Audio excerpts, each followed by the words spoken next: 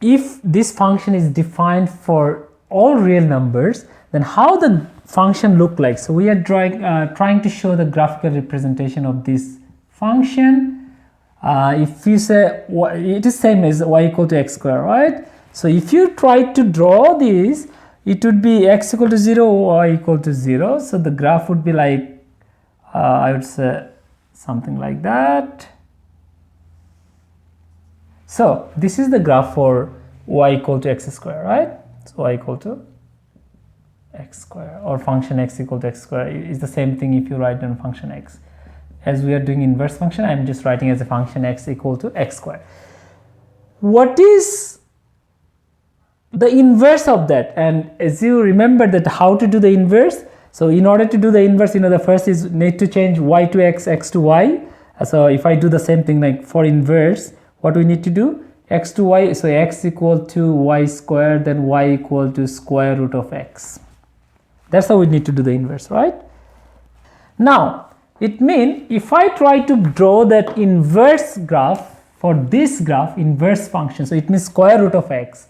So it is, we can expect like something like, okay, instead of putting the solid line, I am just trying to use that as a dot line. So why I am trying to explain it later.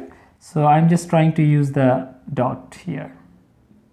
So this is y equal to our function inverse of x, which is basically square root of x. And if you want to say this is also function inverse of x, yes, it is minus square root of x.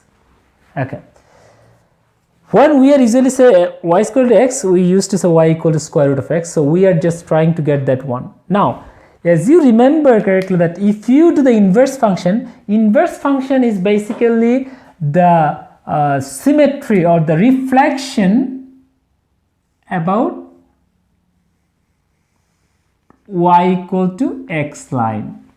So if you make a y equal to x line, your graph should be the symmetry. So you can see this one and this one is the symmetry to each other. So function of x equal to x square, and which inverse function of this is that. Okay, now you can say why not this? If you take this is symmetry. We can't accept that one. Why? Because if you remember correctly, what is function, the definition of the function, it should pass to the vertical line test. Now if you make a vertical line here, you can see that it is basically touching 2 points. If you go for the whole, if you invert that whole, it's coming like that. And if you make a vertical line, it is touching 2 points and it's no more function. So if it is not function, how you think about an inverse function? So it means when you are doing the inverse function, you have to restrict this function. Without restriction, you can't inverse it. Because if you do the inverse, whole inverse, basically you can do like plus minus of that. So it's coming as a plus and minus both, but it's no longer a function. So in order to do the inverse function of that, you have to restrict the what's called the real number. So I can say, okay, our domain, you can restrict the domain.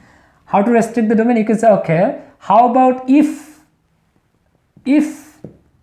x is greater equal 0? Yes. So it means if I say, okay, function x equal to x square, find out the inverse function of that if x is greater equal to 0. It means we are interested only half of the graph. And if it is half of the graph, then you can see it's actually 1 to 1. And another point that I missed here, when you are not giving the restriction, if it is a function x equal to x square, basically the whole graph is function x equal to x square, and that whole graph, if you remember that if you make a horizontal line test, it is touching 2 points. So it's not 1 to 1 function, it's a many to 1 function.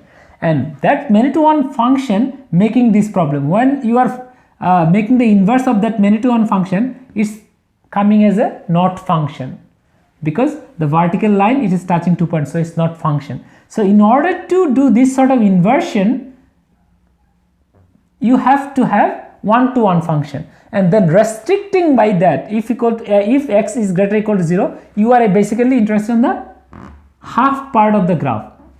And if it is a half part of the graph, and if you make a horizontal line test, you see it's just touching only 1 point, then it is 1 to 1 function. Okay, you can say why not just taking the second one? Yes, either you can just remove that, take this one, then you are getting inverse of that this one. But usually we just go with that y equal to square root of x. If you go for x is less equal 0, so if you do x is greater, then what is the inverse function? Then you can say our inverse function will be square root of x. Yes. If you go for x is less equal to 0, then our inverse function will be minus square root of x. Okay, so then you are getting, so but you have to take either any one of these. You can't take both. You can't just go for the whole real numbers of or whole the domains. So only by restricting our domain in the original function, we are getting the one-to-one function. Then only we can inverse that function.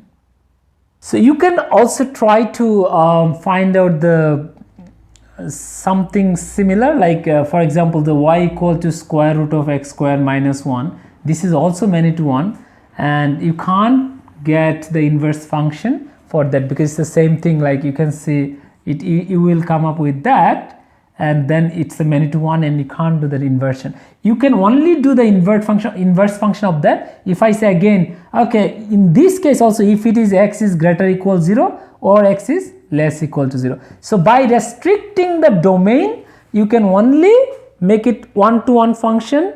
Then only you can do the you can make the inverse function.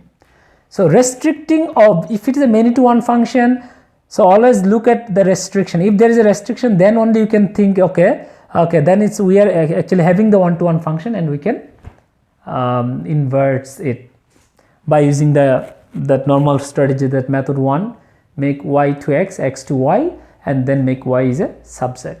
Thanks for watching.